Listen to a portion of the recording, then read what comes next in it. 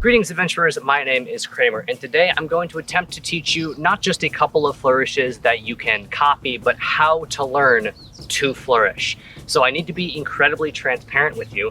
There is no quick or easy way to learn this. Do not expect that this video is going to turn you into a Jedi. The best advice I can give you is to practice all of the time. I think I have a pretty good teaching system planned, but that can only go so far, and I don't know everything. So I have linked flourishing videos from other creators down in the description box. I am not teaching you how to fight, but don't think that that makes knowing how to flourish unreasonable or useless, because it will teach you how to read momentum, spatial awareness, coordination, and mind-muscle connection. It's going to teach you to trust your own instincts and trust your weapon. And those are things that nobody can teach you. You have to learn them yourself, and you may struggle a little bit, but it's going to make learning everything else afterwards much, much easier.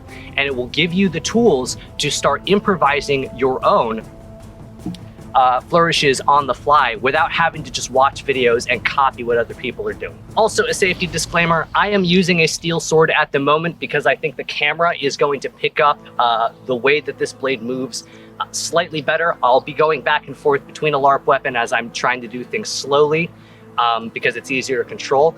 Do not try this with a live blade, with a steel blade. Make sure to pick something that has a little bit of weight in the tip so that you can feel the momentum of that weapon. Pick something that's not going to injure you if you accidentally slap the inside of your leg or whack yourself in the face. Please, because I still do that too. It's going to happen. Pick a wiffle ball bat, pick a stick, pick a driveway marker. Anything will work. So as with any athletic feat that you're about to be doing, you need to start with some sort of warm-up. You need to be warming up your forearms, you need to be warming up your wrists. I like this one here. I'm just taking my hand down in front of me in like kind of a reverse prayer position and pushing my hand towards my forearm here. That stretches the back of the wrist. We'll do that to the other side. I'm warmed up at the moment. Make sure you do this. Make sure that your fingers and your hands are articulating properly. You can stretch out your neck. And I'm moving my arm here because that helps lengthen this part of your neck as you're reaching for something. Don't hurt yourself, not yet. Do the other side.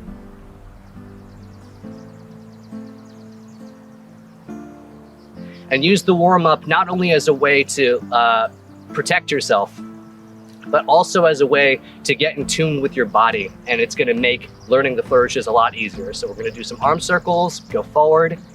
We can go back now, and then we can start going opposite directions, right? Switch sides, going opposite, opposite. Make sure that you're warming up all parts of your body, not just your upper body. Roll your ankles a little bit.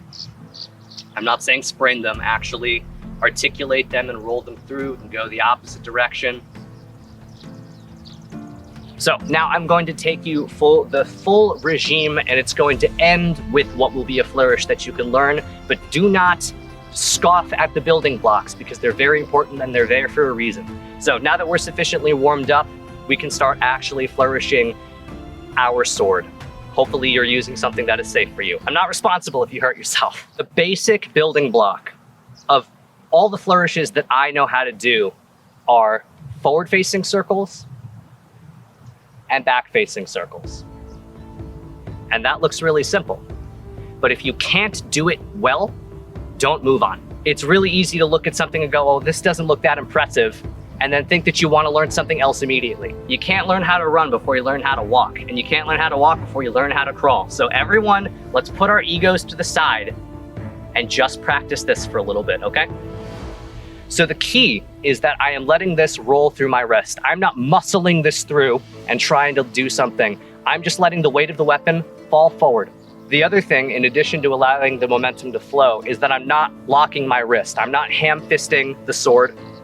I'm not locking myself in with a full, hard grip, because when you do that, you lose a lot of your wrist mobility. And that's very important in order to get that sort of flowy motion. So I'm actually opening my hand and allowing the sword to roll through my hand. The hand is open here, and it rolls back through. So they can go forwards in a cut motion. It's the same as a cut. If I'm cutting towards you, I'm just letting that fall all the way through. And then it's just the reverse on the opposite side. I'm still letting my hand open up I'm rolling the weapon through. So notice that the rest of my body isn't moving while I'm doing this. I'm just allowing it to roll through. And it doesn't feel that awkward when you're allowing the weight of the weapon to do the work for you. Part of what makes a good flourish and part of what sells a flourish is playing a little bit with momentum. I could do this as fast as I can. I can do that as fast as I want to, but that's not as cool if I allow some play with momentum to happen, right? And all I'm doing is a circle. All I'm doing is this circle. You can do it moving, but I'm playing with the speed of the weapon and I'm allowing some blade lag to come into it. My hand is coming forward far sooner than the cut comes forward. It's a lot flashier that way than just like trying to muscle everything through. The blade naturally wants to lag behind the movement of my arm, and I'm allowing that momentum to do what it wants to do. I'm not thinking about it too much. I'm just allowing the blade to do what it wants to do when it wants to go. I'm not muscling through it. So once we are comfortable doing circles in a way that doesn't feel awkward in both directions, then we can start to finally move our arms. So the next progression is to come down with 2 circles and up with 2 reverse circles. This is again teaching us to read the momentum of the weapon, because I could come up and do forward circles and come down and do reverse circles. That does feel very awkward because if I'm bringing my arm down, the natural inclination is to cut. And if I'm bringing my arm up, the momentum of the sword just wants to go in that direction. So we're learning to read that. Repeat this until you are confident with it, and you can add as many as you want. So we still haven't learned anything new. I'm still just doing a forward circle. I can bring it up, I can bring it down. I can change the position of my body and do a forward facing circle in front of me. It's just that I'm facing you now. It's the same thing. So the next step from here, we can get to a figure 8. And it's a sideways figure 8, so it's really more like an infinity symbol. I'm tracing an X in the air with my sword. And then instead of doing it very rigid like I'm doing now, I instead allow the weapon to roll through my wrist. And this is still the same thing as a front-facing circle, except now I'm coming across my body for one of the circles instead. And you can do the same thing underhanded, as if the blade is coming towards me. It's the same thing, but now I'm coming across my body with it at the same time. But it's still the same movement. And you can rock back and forth with it a little bit to give yourself some more momentum, take some of the pressure off your arm. So we should be practicing that next.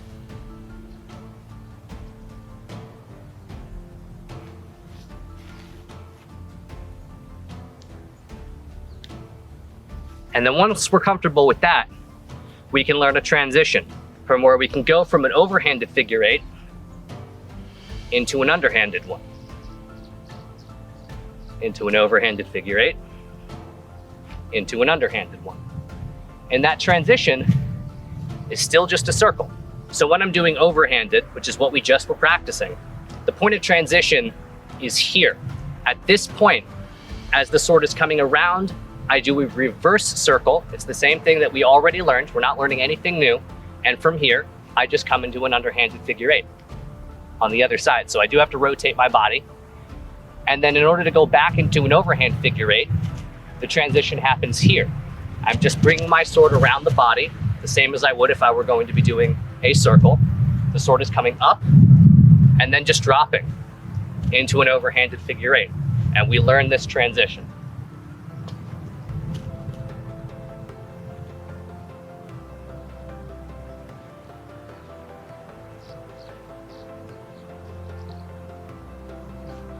And you could stop here and just do the circles that we already know. So hopefully you're seeing that there is actually very little to doing this sort of simple flourish. You could do this all day. There's one other move that isn't a forward-facing circle or a backwards-facing circle that I'm going to teach you now. And that is what I've seen referred to as a snake or an S, where the sword is coming up around the body. You can do that into a cut, and you can do that into various things. This is just a tool to use where the sword comes behind you and then you sweep it around. So the easiest way to learn how to do this is to hold your sword out. I'm gonna use a LARP weapon for this, just because it's a little easier to hold it out this way. So you're gonna hold your weapon out directly to your side, your sword side. I'm right-handed. And now all I'm going to do is take that point and bring it towards my knee. My palm is facing behind me. I'm just rotating my arm. There's nothing fancy at all. Just take the point and touch your knee with it in the simplest way that you can.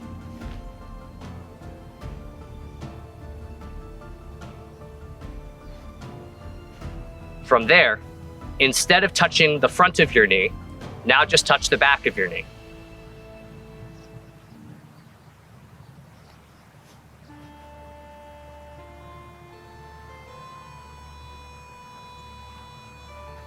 Once you're comfortable with that movement, bring the sword all the way behind you. Doesn't have to go all the way to the center of your back like I'm doing, but it's the same motion. First we were at the front of the knee, then we were at the back of the knee, and now I'm folding my arm all the way it wants to go. And then once we're in this position, I'm going to rotate my body away from my sword arm, which is to my left, and let the sword swing out from behind me. Don't overthink it, just let your body do what it mechanically wants to do. There's not another way to get out of this other than swinging the sword this way. And so that's going to make a circle. We're behind, I pivot, the sword falls past my body, and then comes up in front of me, and I'm holding the weapon again.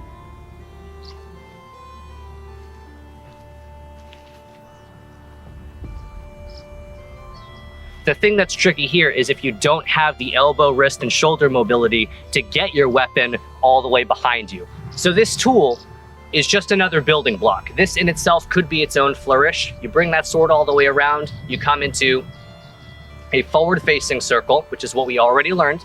We already know this. And then as it's coming down, you just flip it behind you. It looks complicated, but we already know everything we need to know in order to execute this. It's just a matter of practice. You could just bring it behind you. All I'm doing is adding a circle and then letting that momentum feed in. And this in itself is a fine flourish. And for anyone wondering, that's exactly what Shad did in his video, where he is able to dual wield them. And the way that you do that, you have to have a certain level of ambidextrous capability so that you can do both. One sword comes forward and the other sword comes forward, which means we just need to change the tempo at which each arm goes. So this one starts, comes forward, this one goes, this one goes. My left arm is slower, but they're doing the same thing. It's just a circle, into a snake, into a circle, two circles, snake, one circle, snake, one circle. And from this snake, this doesn't have to be the only thing. We could easily come into an underhanded figure eight right here. The sword is behind us, it flies forward, and the momentum of the blade just immediately carries you into an underhanded figure eight. Don't ever think about these things too much. When in doubt, just take the sword and swing it around. You will figure out that there's kind of only one way that these things can go. If you're messing up, it's likely not because you don't know what the move is. It's because you're not allowing the momentum of the sword to lead you. You have to learn to listen to your weapon and just do what makes sense, what the weapon is telling you to do. So I'm coming into an underhanded figure eight, and this is the same thing. We already know how to do all of these things because we've been practicing them up until now. We could come into an overhanded figure eight instead of doing the snake, and then we could come into the snake, underhanded figure eight. These are all things that I've already taught you.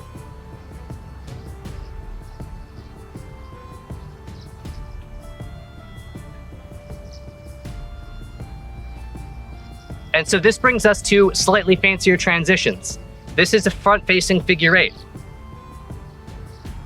This is still a front-facing figure eight. It's just happening on the side of my body. But it looks different. It looks more interesting. Still a figure eight. So that can be used as a transition as well to come in front of your body. This is just a front-facing circle happening outside. This can come into an underhanded figure eight. This is still two figure eights. it's still the same thing. It's just happening at a different spot on my body. And so figure eights and front-facing or backwards-facing circles can happen anywhere. They can happen above my head. This is happening behind me. They can happen all the way over here. You can play around with that because now you have the building blocks. You don't have to just follow what other people do. You can play around with these now. And we can weave them into a much longer combo. And you already know how to do these things because I've told you. People wanted to know how to do a grip change, the same as I did with the daggers in my weapon movesets video. If you've ever sat in a classroom and just twirled a pencil between your fingers, that's what we're gonna do. The sword falls forward. My hand is open here. All I'm doing is allowing that pommel to travel in between my pointer finger and my middle finger. I'll try to do that as slowly as possible. The sword is just going in a circle like we've already practiced. This time, I catch it in between my pointer finger and my middle finger.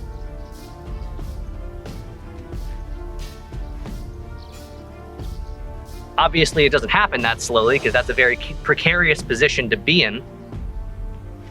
And then from here, all you do is grab it. So that's all that is. It just happens very quickly. I'm allowing the weapon to roll through my hand. And then if I want to switch back and do my forward grip, what I do is I just swing the sword forward as if I'm doing an underhanded cut. I don't know why you'd ever do that. And then I'm just catching it. I'm allowing it to rotate. You could do a grip change like that too by just allowing the weapon to fall. So in order to just let the weapon fall and catch it, you have to bring your pointer finger behind the weapon. So you have this sort of claw grip, and then you let it fall. All you have to do is catch it. That's honestly a lot more precarious. That's a lot, it looks simpler, but doing the full circle is actually a lot safer in my opinion. If you have the mobility, I will teach you how to do a hand switch behind your back. It's pretty simple if you're just doing it with the sword in its normal grip. I'm doing a circle behind me. Honestly, I can just hand it to myself. I'm just taking the sword, very similar to the snake, except I'm bringing it all the way back here. And then I'm just grabbing it from myself. This, you really need the shoulder mobility in order to get your hands behind your back. It's not even hand-eye coordination because you can't see what you're doing. It's just straight up coordination. And then you can just learn to get faster with that and transition into other things. But now that we know how to do a grip change, this becomes even easier because now the handle, when I bring it behind my back, is directly facing my other hand. So all I have to do is just grab it. That's even simpler if you know how to do the grip change, which you do if you practice it. It can get more fancy, where you add another circle. It's just a grip change. We already know how to do this. And from here, I'm doing a circle behind me.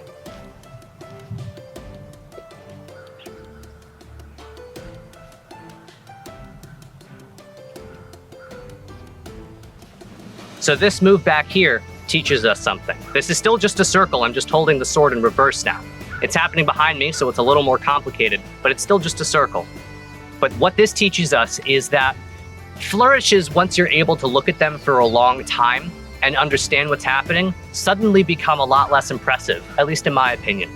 So the less of a move that you do, the better. One circle is enough. That looks impressive. If I were to do this and try to get as many as I could before I change, suddenly it becomes a lot less cool. So sometimes less is more. The one final thing that I tend to like to add to the end of my flourishes is a spin into a cut. Is this fighting? Absolutely not. But does it look cool? I think so.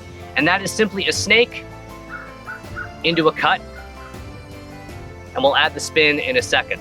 So we already know how to do the snake. It's coming up, but instead of circling back around into another snake, I'm just bringing the weapon forward. In order to add the spin, it's just one step and a pivot. My right foot is forward because my sword hand is forward, my right hand. I'm going to take my back foot, my left foot, and I'm going to bring it towards you behind my right foot. Very precarious position. You wouldn't want to be in here for long. There are some moves where that happens, I think, in fencing. And then from here, just unwind your body and let that momentum swing into a cut. It's gonna happen right there. Right foot is forward, right arm is forward. We step behind ourselves with our left foot, and then we pivot. And I'm almost doing the snake just naturally as my body is turning. But you can start the pivot at any time that you want. So long as you land in a strong stance, you don't want to be stumbling. That takes practice, it takes core control, it takes balance. It'll look good. So the step is very simple, and you already know how to do the cut. It's just an S into a cut. It's very simple. You start it, then you step, and then you cut. You have all of the tools that you need to know how to do most basic flourishes. And you can combine all of these in any order, whatever feels right to you. That's another good tip I can give you. There's no one right way to do the flourishes unless they look bad. If they look bad, then you're not doing it right. But if you do something and it feels good, film yourself, have someone else watch you. If it looks good, then do it. One that I like to go to is I simply come into a snake. I have an underhanded figure eight. I come into an overhanded figure eight, into a grip change. I do the behind the back. I catch the sword again, hopefully without cutting myself. I bring the sword back around one more time for the spin that we just learned. So this is both to demonstrate a simple combo that you can practice, and once you've done all the other work, don't try to do this until you've done the basic building blocks. I'm not saying this just to be funny. This teaches you something. It's very important. The combo looks like this. We have an S into an underhanded figure eight, into a grip change. We transfer the weapon behind our backs. We catch the weapon. We do one more circle into another S with a spin.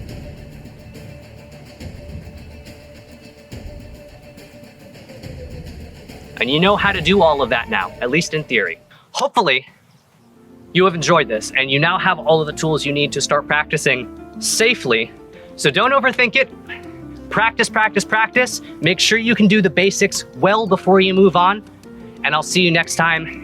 Good luck on your adventures. Stay safe.